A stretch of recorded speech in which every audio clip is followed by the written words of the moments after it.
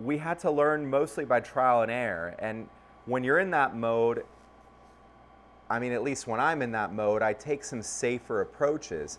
When I don't know something, I only take the amount of risk that I can sort of plausibly rationalize.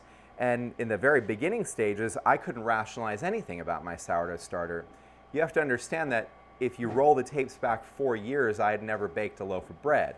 And that's kind of the interesting thing about our world, is when you have to do something in an almost medieval way, and if you have to sort of teach yourself from the ground up, well, I mean, 4 years pass and it's just sort of insane how comfortable it feels. You know, we started this conversation today with the idea that making this particular bread is a very grounding experience. And it's because it's so wholesome and simple at the end of the day. Flour, water, and salt. This is just flour and water. The way that you make a sourdough starter is you just put flour and water together. We get all kinds of messages all the time asking us about our starter and whether we sell it. I've always been reluctant. I think we will start selling our starter for those that want it in our new stores in downtown Mesa. We've been talking about it a lot, so my guess is we will start selling it. We're also looking at ways of helping people start with a dehydrated starter.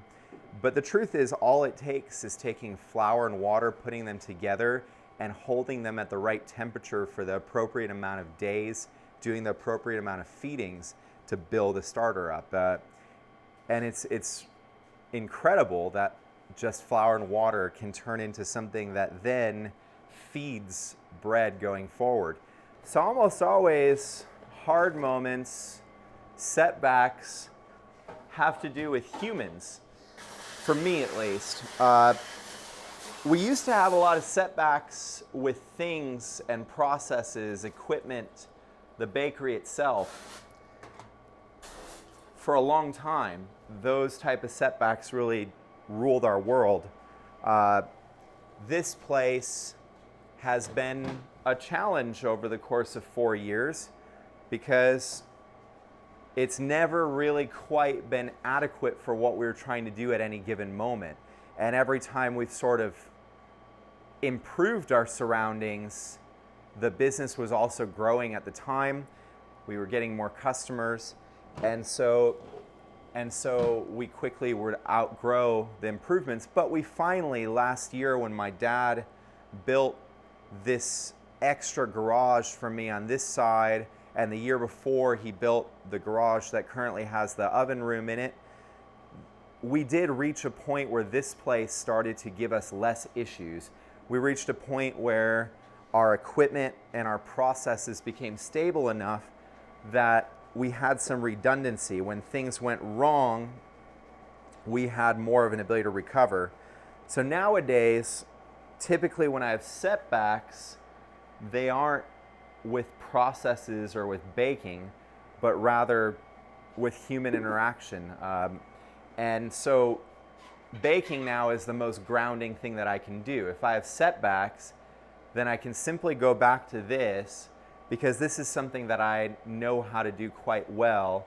And so when you know how to do something quite well, it can be very comforting.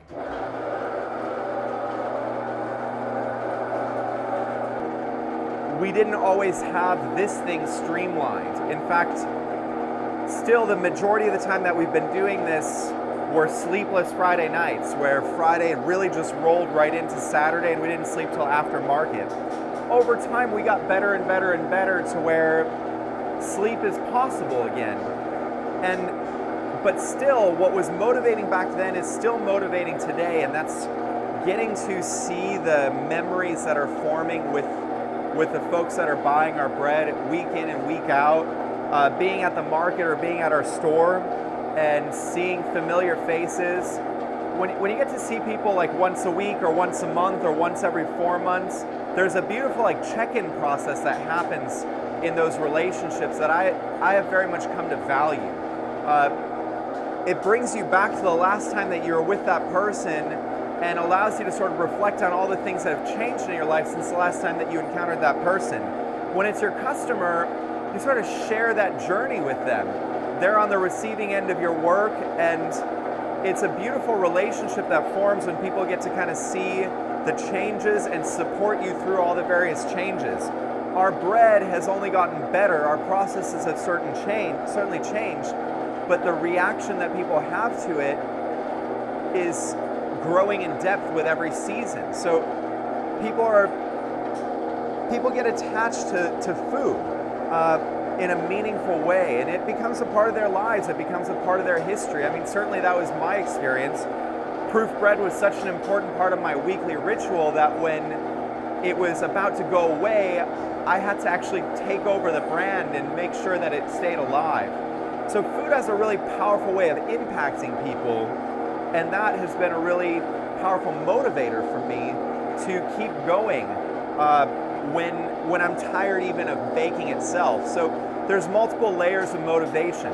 If life hits you hard, then doing something as grounding as doing something that you're good at is very reassuring and helpful.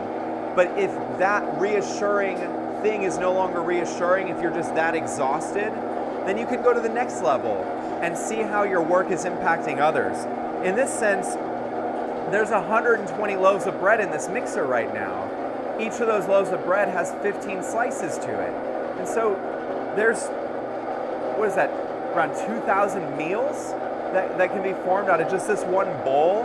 That's 2,000 individual experiences. Now we've done that twofold today, so that's 4,000 meals. Meanwhile, Adelia's working on croissants over there, and each of those has 60 or so croissants times 7. I mean, thousands and thousands and thousands of memories attached to our bread every week. And so if you're lacking motivation, if you're lacking encouragement, if you're lacking confidence, you have this great community of people that is right there with you, enjoying the fruit of your work.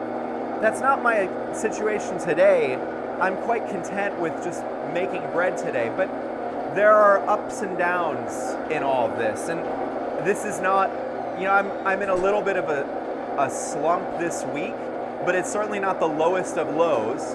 You can certainly get lower than this, and it's not the highest of highs either. So today it's just good enough to be making bread, and then other times there have to be other types of fuel that helps you get through it, because at the end of the day, what separates the people that make it and the people that don't is just simply overcoming obstacle after obstacle, including your own self-imposed obstacles, which admittedly are most of them.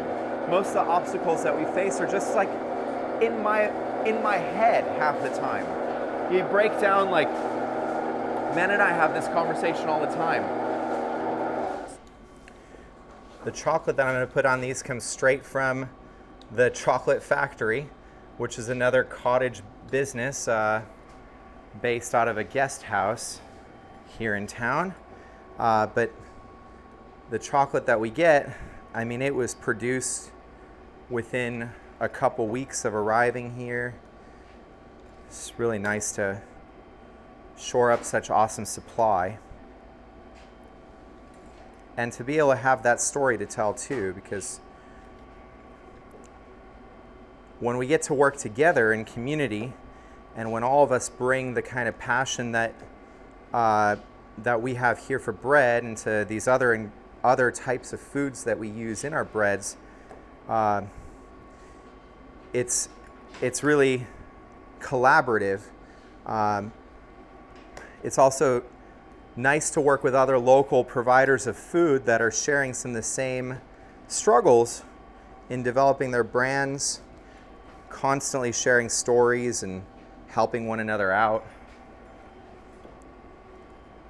Chocolate was one of the first local ingredients that we went to because it was the least intimidating. Obviously, whether I put a Hershey's bar on this or whether I put a local bar of chocolate, it's not going to really impact the pastry itself. So being able to upgrade the chocolate was something we did early on before we had the bandwidth to upgrade other things. We got to a point that we were hand laminating about 2,000 pastries a week before we finally got a dough sheeter. And we've only had the dough sheeter for well, not even 2 years. It'll be 2 years next month that we've had it. So that was one of our first upgrades. And in my opinion, the time to upgrade is when you can no longer do the previous iteration well. 2,000 pastries a week hand laminating was taking on average a little over 40 hours. And it was also so difficult to get consistent that I was not able to really train anybody else to do it. And so 40 hours of my time just on one thing was a little bit too much, because that was never the only thing that I was doing, nor is it now.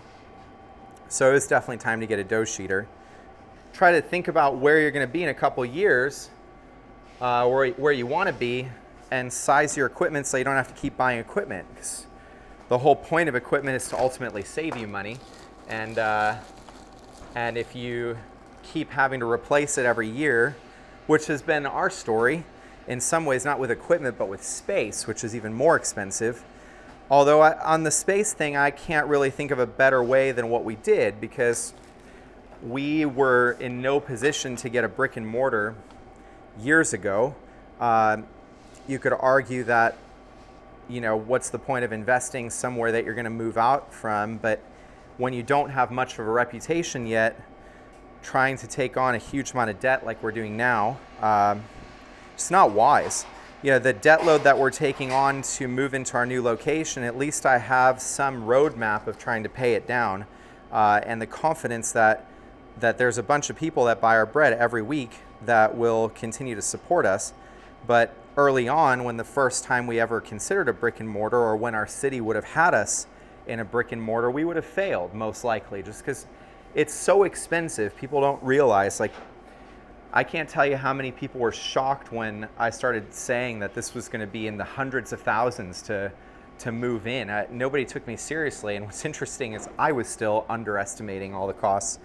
I originally thought we could move for $250,000. And now, I want to clarify, just moving what we have, meaning moving this existing bakery, if you found a building that used to be a bakery and got lucky enough to have that, well, you could probably save a lot of money. In our case, it still would have costed money to move that way. And if you're just going to move with your existing infrastructure and do nothing to move forward or advance, well, then for me, I would have an even harder time getting over the forced move in the first place. I'm ready to move on from the fact that we were forced to move out of here before we wanted to. And I'm mainly ready to move on because we are looking at a brighter future of possibility right now.